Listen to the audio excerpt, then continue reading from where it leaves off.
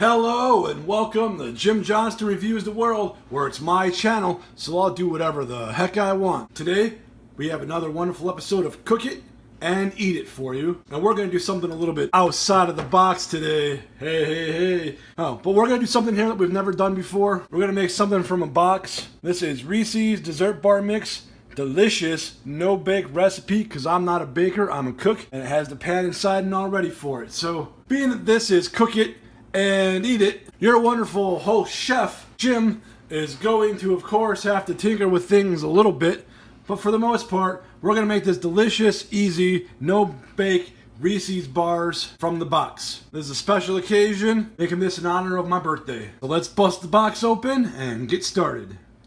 Alright, so inside the box comes 4 items. You have your chocolate crust mix, your peanut butter filling, I guess you'd call it, and then your chocolate ooey gooey frosting packet. Instructions say to place this in a bowl of hot water. And then we need, for the crust, 1 tablespoon of water. I set out a cup of water before we started. Softened margarine. And then for the filling, you need another tablespoon of water, 3 tablespoons of butter or margarine. On the filling, that's where we're going to make a couple little alterations. Alright, instructions. 1. Place topping pouch in bowl of hot water. Do not microwave pouch, that's because it's foil. It'll explode. So that is in a bowl of hot water. 2. Measure 2 tablespoons softened butter and water in medium microwave bowl. More of a large microwave bowl, but it'll be okay. Add crust mix. Do not stir.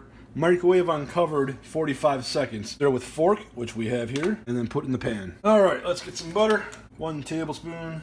2 tablespoons, and that's good and soft. It's a warm day today, so I'm not surprised. And this is a half tablespoon measuring spoon, and so 2 of those will equal 1. Alright, and then our crust, we just cut open. Don't fall over. Dump that in. No stir.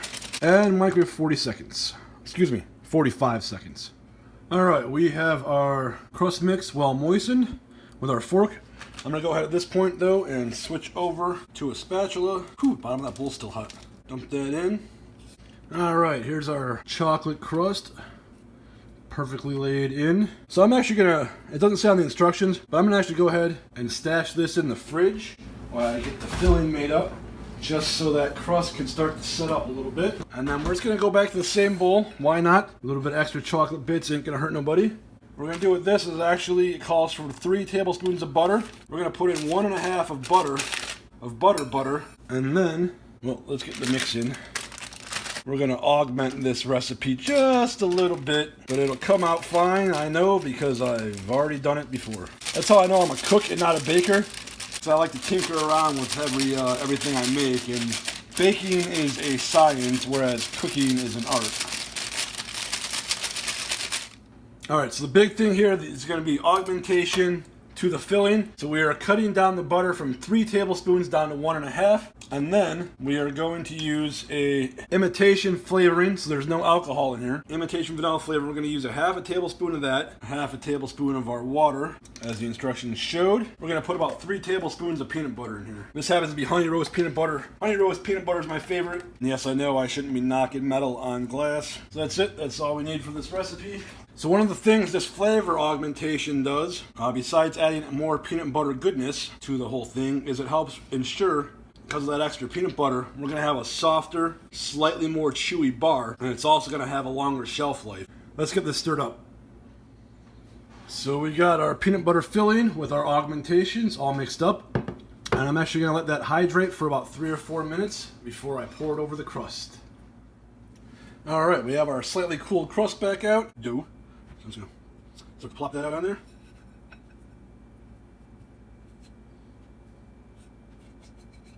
I want to get as much of this goodness out onto here as I possibly can, and then when I turn the camera off and finish making this, I will probably stick my face in this bowl and lick every morsel as if I was a husky trying to get the last peanut butter out of the jar. Husky dog, that is, not a husky person.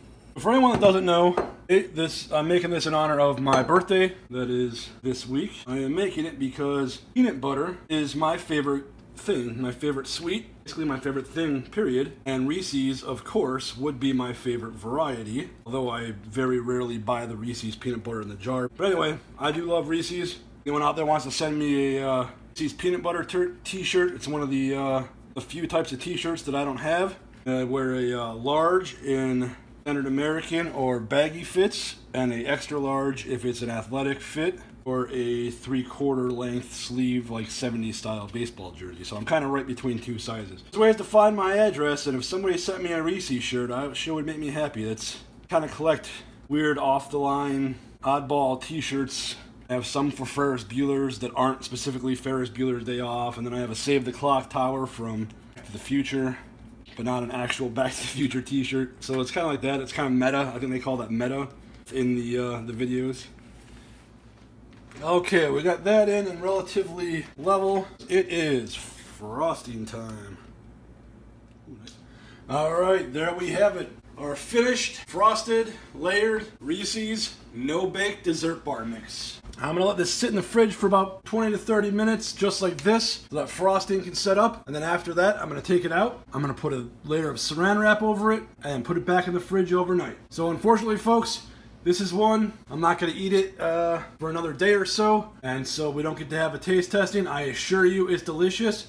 And for the results of the taste test, I ask you to stay tuned to my other social media on Instagram and Facebook. Those are both at Jim Johnston Reviews the World.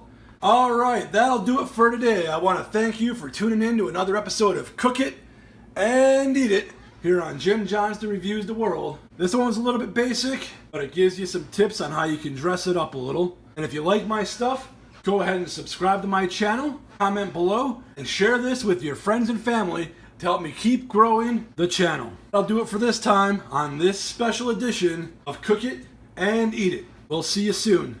Bye-bye.